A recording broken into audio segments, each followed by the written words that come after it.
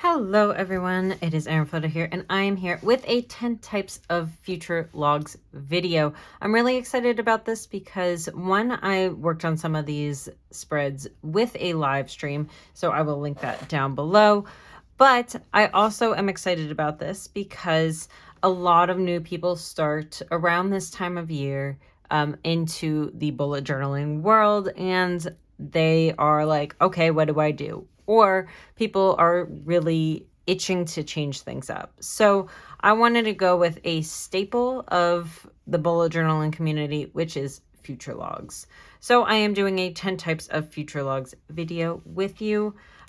This washi tape, these two are from Archer and Olive. They are from the latest subscription box, which is still available. I have my link down below. And then this one is from Michaels, and then this one is from Amazon. So I mixed and matched a little bit. I am also using an Archer and Olive Calliograph in the Dusty Rose, and I am using a gray dot marker. And I used a mixture of Micron and Muji for the words. So that is the cover page, and let's move ahead into the types of spreads. So the first one we have is a one-pager that is 6 months long. So we have just the days or the month titles here, and then I used my dot marker to add in a spot for the day of the week and what the date is for each of these things. I saved the top for the holidays and then the bottom for birthdays. I like to do that so that they don't get out of order completely, because a lot of times I will miss holidays. So I like to kind of put the holidays up at the top and look them up at the beginning of the year. So I have each of those. I wasn't going to fill in everything, but a bunch of these are celebrity birthdays. Then I also have a one-pager that is 12 months. So this is a little bit more condensed. If you have a lot of birthdays, I would probably suggest doing this on 2 pages, 6 months here and 6 months here.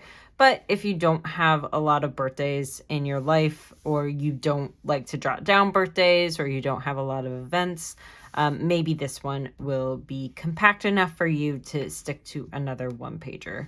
So you can see I alternated the colors. You could also color code them, with one being events, one being holidays, one being birthdays, etc. So that is the 6 month and the 12-month one-pagers. Moving on, we have a color-coded calendar. That's kind of what I was just saying. This does not leave enough room to write down what the actual events are. So this is more of an at a glance that is color-coded. But if you have like a perpetual calendar or something like this, that might be a nice thing to pair with it. Or you can have your at a glance so that you know something is coming. And then on your monthly, you put what exactly those events are, or you have separate pages for another future log that has all of the dates written out. So this is a nice one to pair with something else. But this kind of, if you turn to it at the beginning of the day, then you know, oh, there's a birthday coming up because I color-coded gray for birthday. Oh, there's a birthday coming up. I need to prepare to buy someone a gift, for example. Number 4 is doing a categorized list. So this, again, has your monthly titles up here. And then I have little sections for the different types of things that you might want to track in a future log. Holidays, for example, birthdays, for example. Or you can add in special events, anniversaries, upcoming events. I wanted to like give a different types of names that you could call this, because maybe grooming appointment isn't a special event, but an anniversary would qualify as a special event. Or you're going on vacation and you want to do a length of time. So adding little categories for your future log. Number 5 is the circle log. I do have a stencil. It is a little bit different than this. I didn't have one cut up. The stencil that I have gives a little bit more pizzazz to this setup, but I went with what I had. So I have a circle log here, and you can see January, February, March, April, May, June, etc. going out around in a circle. And then all of you can add some decor. I did some like steampunk type of decor, even though that doesn't go with the washi tape at all. And then adding little sections for each of the months. This is just a nice, fun, unique way to add in your holidays and your birthdays. Moving forward, we have 2 different alastaire methods. We have number 6, which is alastaire 1. This is if you don't have a lot of overlapping events, because you share the lines with each other. So for example, if you have something on January 1st and something on April 1st, you would put them on the same line, just separated by a comma. That can work, but if you have a lot of things that stack up on one day, I probably wouldn't suggest this method.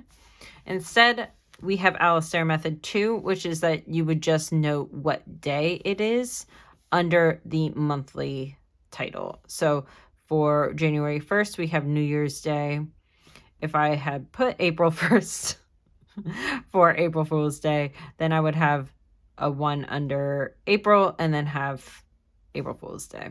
But you can see I have a bunch of February. If I forgot something, I can go ahead and add it back in under January, because it doesn't really matter.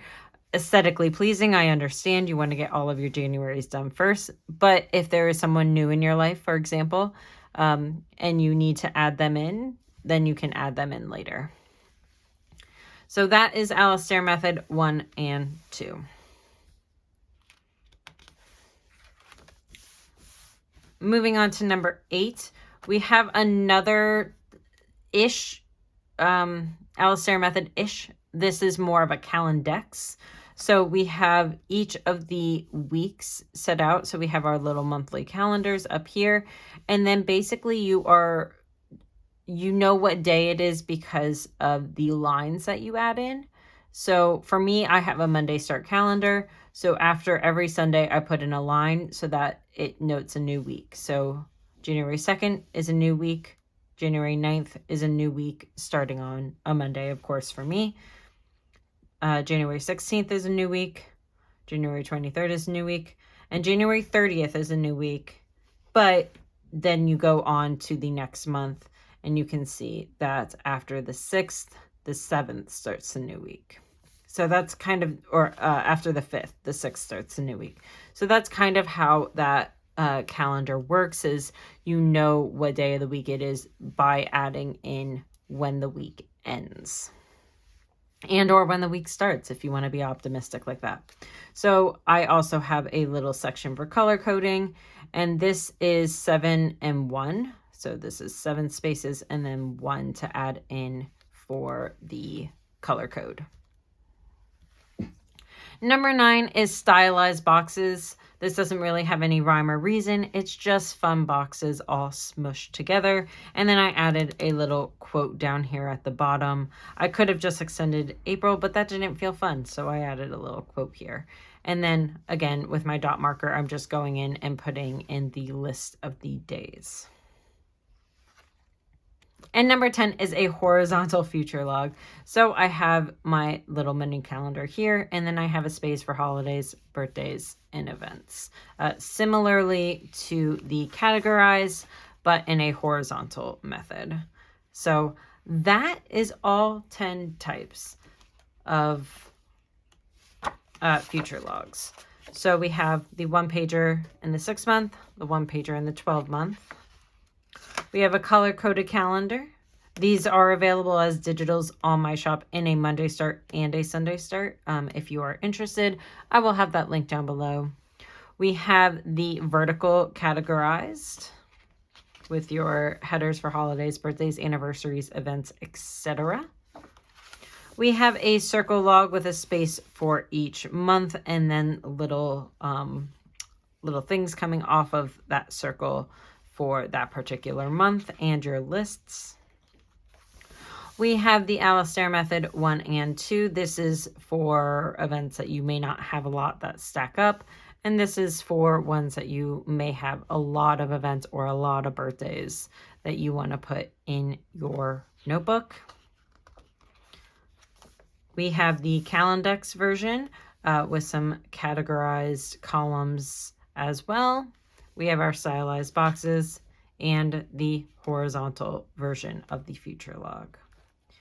So I hope that gives you a lot of inspiration for setting up your bullet journal. Please let me know if there are any that I missed, and I will see you in my next video. Thanks, everyone. Bye.